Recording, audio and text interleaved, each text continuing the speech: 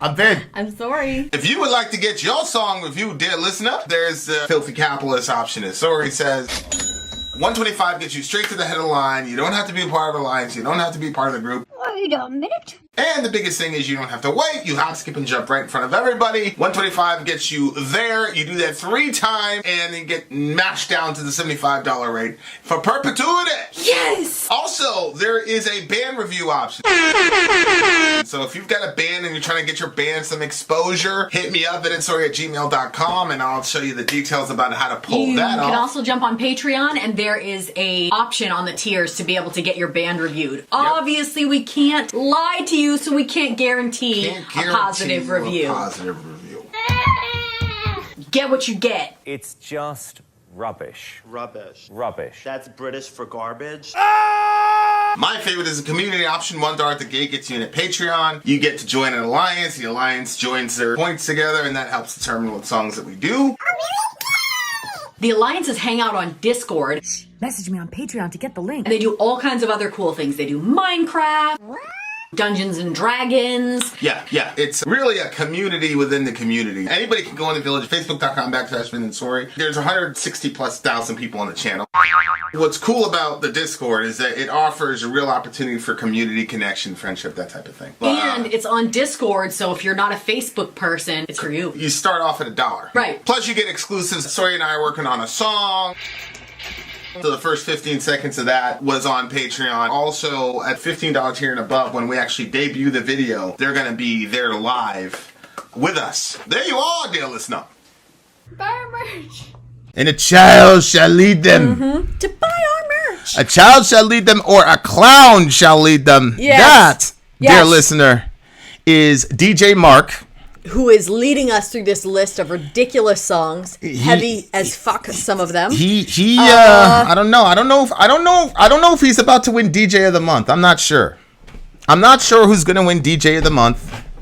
But this one is he's making a case. He's making a case for DJ of the month, ladies and gentlemen. That's as much as I can say. If you, dear listener, would like to be a DJ yourself, if you believe that you could topple Mark in getting us the ultimate playlist, reach out to Soraya and let's see what you got. VinandSori@gmail.com. But in the meantime, we are about to hit up this Nirvana song.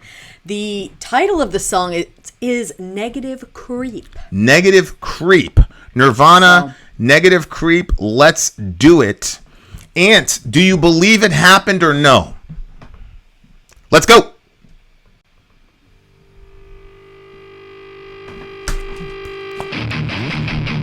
More chunky.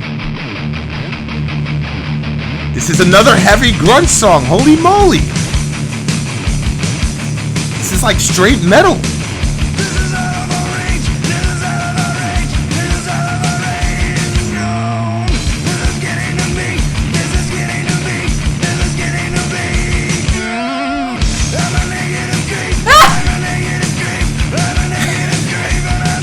I believe you, bro. Okay.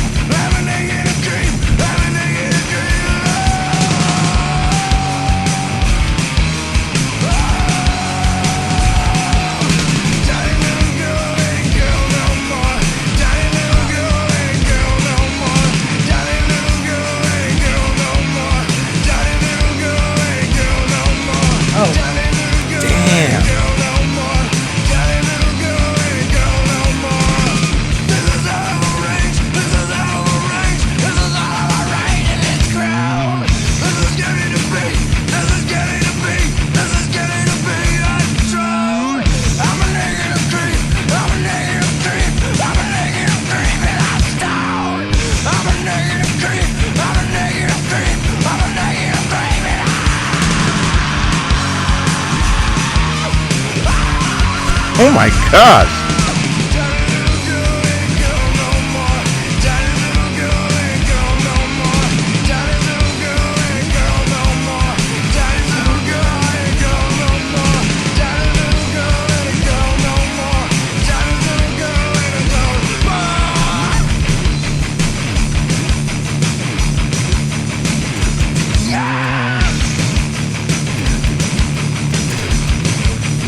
Metallica almost.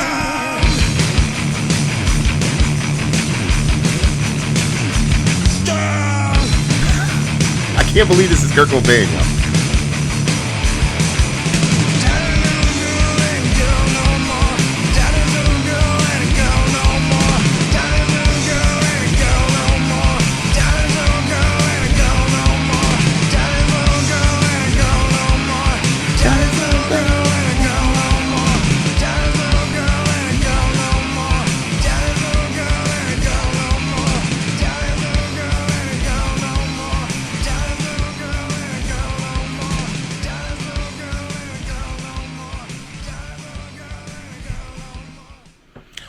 Wow, that was very heavy too. Okay, I'm starting to figure this guy out. A bunch of heavy grunge songs. Holy moly. First of all, it did not sound like Nirvana. Nirvana at all. Nope. It was written 1989, guys. Whoa. Claire says, I have the entire album on vinyl. Wow. I love the rawness of the song, but the feeling of it is amazing. 100%. Like, first of all, I love the heaviness. I love the riff. That was a Metallica riff. Yeah. It's almost you know the verse riff for Take My, what's the name of that song? Never Land. Enter Sandman. Oh. So the riff is like that riff was, and you know this riff obviously Metallica stole their riff from these guys. Yeah, man, like unbelievable, like the heaviness. I never expected that from them, and there was also some punk influence in there too. I think somebody it felt like punky to a degree. Like I don't know what exactly what band or what kind of punk, but it just felt punky to me. You know, I'm really kind of ignorant as to punk music, but it sounded punky. It felt like punky to you a little bit. It did, yeah. And that's the craziest thing to me about these musicians, man, is like how almost fluidly they cross genres. Yeah. Or they'll have like multiple genres in the song, and it's one song. That doesn't happen in hip hop. Like you have conscious rappers, you have gangster rappers, you have pop rappers, you have southern rappers. You really don't see them cross genres a lot. Like that was one of the big reasons why that song with Biggie and Bone Thugs was so huge, because Biggie adopted a completely different style, and he did what he did really good at. And there are only a couple rappers, and then after Big did it, then a lot of the New York rappers started trying to do it, doing the same thing. But nobody ever did, in my opinion, what he did. What Big? Well, Jay-Z with Jigga What Jigga Who. Yeah. Act Loco, that kind of style. But yeah, you don't see this a lot in hip hop, but in metal, man, these guys are like 19, 20, 21, 22 years old. These are not like seasoned musicians, but they're just so good. And then they grow up listening to all these separate bands, and then they come out and they do this shit without thinking. It's unbelievable. And they think that it's, oh yeah, because I like this punk band and I like this, and let's just put it all together. It's just crazy. It's unbelievable to me the way these guys do it. You know what I mean? Oh yeah, I would agree. I think it's funny that they can sound so different. You know what I mean? Yeah. Like, they can have, like, for instance, like Tool pretty much always sounds like Tool. Yes. Even in that heavy song we listened to earlier, it sounded like Tool, but just like our heavier version of Tool. This one, I just didn't think it sounded a lot like what I, typically see from Nirvana. Yeah. Oh, I was complete. This song was the most surprising to me. Yeah. Just because of Kurt's voice. Like that evolution of a vocal style is is the most, like, for example, like we listened to Mudvayne's version of this kind of a record, and it was still Mudvayne. Like you could tell it was early Mudvayne. The last Mudvayne song we did was from their the record before LD50. Oh, okay. So it would be the equivalent of this record, but you could still tell, oh, that's Mudvayne. Like, that's Chad. You know what I'm saying? Whereas this one, I'm like, I didn't even, if it wasn't for the people in the you know, I would have been like, that wasn't Kurt Cobain. They like replaced Kurt Cobain with, or, you know, he replaced somebody or whatever. I personally think Nirvana changed from their early years because they sound completely different from something like Nevermind or In Utero. I don't have enough Nirvana knowledge to agree or disagree, but I mean, I would assume that could be the case. Lyrically, what did you think was going on? Well, oh my word, my mind went so many different ways with it. So it seemed like, you know, obviously there was something, it sounded like he was saying there was something that he couldn't attain to. This is out of reach. And this is getting to be drone, which I didn't know what that meant. To me, it was like boring or like Drone on type of thing. Yeah. Right. And then he says, I'm a negative creep and I'm stoned. So I was like, well, that's weird of him to say about himself. And then he said, Daddy's little girl ain't a girl no more. And so that kind of freaked me out because it kind of sounded like, so he's saying when I think of someone that's a creep, that doesn't seem like a safe person, like a creepy creep. So he's saying that he's a negative creep and that he was stoned and now Daddy's little girl isn't a girl anymore. So I didn't know, like, but then I was like, nobody would make a song like this, what I was thinking. So it sounded like he was a negative creep that did something to his sister and now his daddy's little girl is not. His sister? Because he said Daddy's little girl ain't a girl no more. Well, I'm assuming he was talking about his girlfriend. He's saying, hey, Pop, Daddy's little girl's not a girl anymore. Yeah. Well, I told you that I didn't think... Weirdo? I said nobody would make a song about what I was thinking that it was. Well, people would. Well, I think it's... Not Nirvana, I don't think. I think it's him talking about what the father was saying to the daughter. This guy's a negative creep. He's a stoner. What are you doing? What are you doing with this guy? And so when he says this is out of our reach at the beginning of the song, I think that's a dad talking to the mom saying, we're losing this girl because she's grown. See, this is out of her reach and it's grown. And then later on he says, Daddy, the little girl is not a girl anymore. She's doing her own thing. Well, Pop, he could be saying it's out of our reach because, and it's grown. It could be that the relationship, like maybe they thought, well, she's not going to really stay with this guy. It's not serious. And then it was getting more serious. Oh, wow.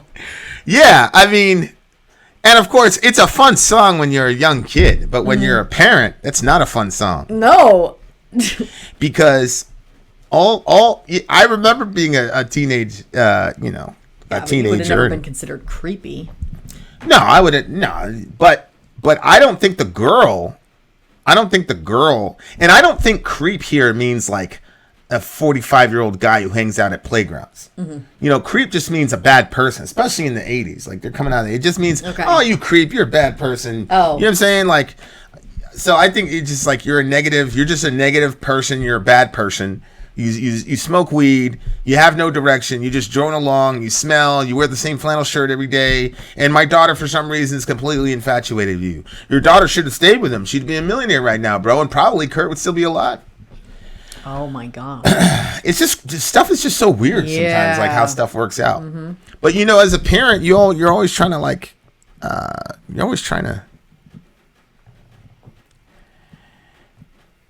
protect your kids from stuff.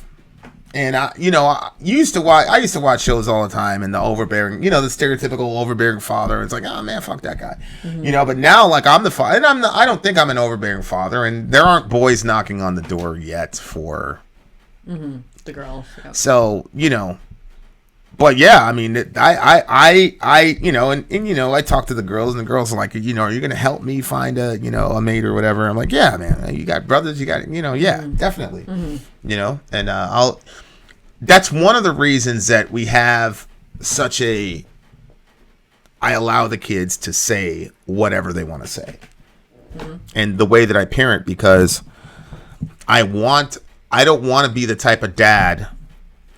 I don't want to be the type of dad who my daughter's like doing all this type of shit behind my back or whatever. So I'm like trying as much as I can to be as open and honest and allow them to say, you suck here, here, and here, and really listen. And that's one of the reasons anybody can call a family meeting, including the kids, if they want to air something out. And we have to stop what we're doing and have a family meeting. Because when I have conversations with Zoe and she says, are you going to help me? I'm like, okay, that's the posture. Like I want the posture of a consultant. Mm-hmm. You know what I'm saying? Instead of an overbearing father, because I feel like if I have the posture of a consultant, I've got more of a shot for influence. Because I know myself, for like sure. my mom, there were certain decisions I made relationship wise that I would not have made if my mom not even would have just backed off. Oh yeah. If my mom would have just backed off, I would have made a lot of different decisions relationship wise. But because she, there was a conflict around it, then it went from, like I'm in this relationship, mom doesn't like it, it is what it is. It went from that to, I'm going to stay in this relationship and there's nothing, you know what I'm saying? Because I don't want you to be right, blah, blah, blah. So it's pretty hectic being a father, man. Holy moly. Yep. Holy moly. I did the same thing though. What do you mean? My father said something negative about the guy. I was like, word? Okay. Yeah, I mean that's the way it goes. Like you have to know. There are some kids, like I think that you can tell just by looking at your kid. Like my sister was the type that was very influenced by my father, and if my father said that's a bad choice, honey, she would have been more likely to say, "Oh, okay," and steer away from it, unless it was something she really, really wanted to do. But if it was just something that she was kind of doing because she was bored, she would have stopped if he said it was no good. Not me, right? Not me. We didn't have that type of relationship. What about your mom? If your mom would have said, "This is not a good guy," oh, that would have been very interesting. You don't know what you would have done. No, because my mother was. You know how I am like with teenagers? I find them so interesting and entertaining. Yes. So my mom was like that. Like she just always would see like the cute side of them. So she of you guys, of teenagers. The teenage or the boys. Guys that you were with. Yeah, the teenage guys that I was around. Like she was. I mean, there was like some that they would be. She'd be like, yeah, that's a no go. But I wasn't trying to go with that person anyway, so it was obvious. But anybody that I had any interest in, she always was like very quick to build a relationship with that person, which is smart.